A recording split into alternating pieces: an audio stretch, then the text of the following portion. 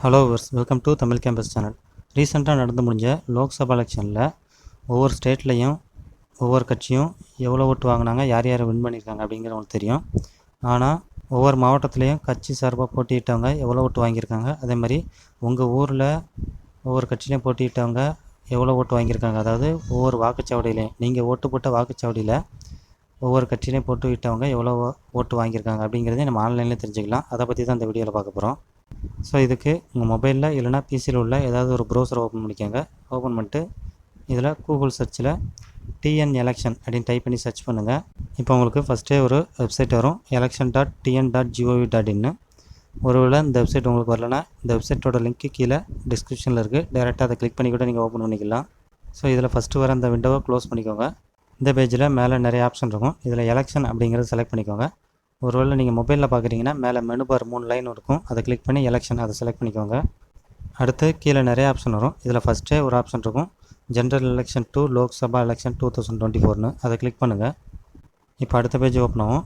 First உங்கள் district wise, அதாவது உங்களோட டிஸ்ட்ரிக்டில் ஒவ்வொரு கட்சி சார்பாக போட்டிட்டாங்க ஒவ்வொரு தொகுதியிலையும் எவ்வளோ ஓட்டு வாங்கியிருக்காங்க அப்படின்னு தெரிஞ்சுக்கிறதுக்கு general election 2024 final result PC wise அதை கிளிக் பண்ணுங்கள்.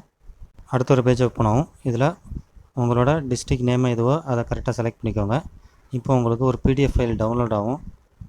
இந்த பிடிஎஃப் ஃபைலில் உங்கள் டிஸ்ட்ரிக்டில் உள்ள ஒவ்வொரு தொகுதியோட லிஸ்ட்டும் இருக்கும். அந்த தொகுதியில் யார் யார் போட்டிட்டாங்க, அவங்க எவ்வளோ ஓட்டு வாங்கியிருக்காங்க அப்படிங்கிற டீட்டெயிலாக இருக்கும்.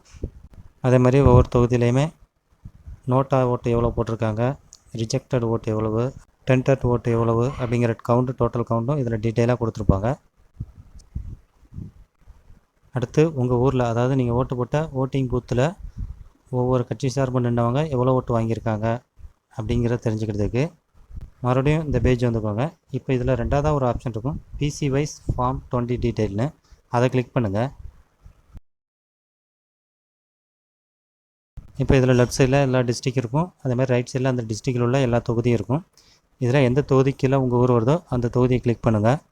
ஸோ இப்போ ஒரு பிடிஎஃப் ஃபைல் உங்களுக்கு டவுன்லோட் ஆகும். இந்த பிடிஎஃப் ஃபைலை ஓப்பன் பண்ணிங்கன்னா first serial number of polling station அப்படின்னு இருக்கும், அதாவது ஒவ்வொரு ஓட்டிங் பூத்துக்கும் ஒரு நம்பர் வச்சுருப்பாங்க, அந்த நம்பர் தான் இது.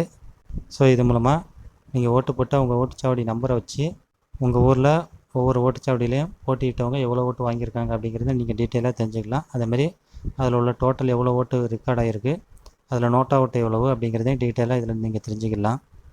உங்களோட ஓட்டுச்சாவடி நம்பரு நீங்கள் ஓட்டு போடுறதுக்கு முன்னாடி உங்கள் வீட்டுக்கு ஓட்டர் ஸ்லிப்பு கொடுத்துருப்பாங்க, அதில் இருக்கும்.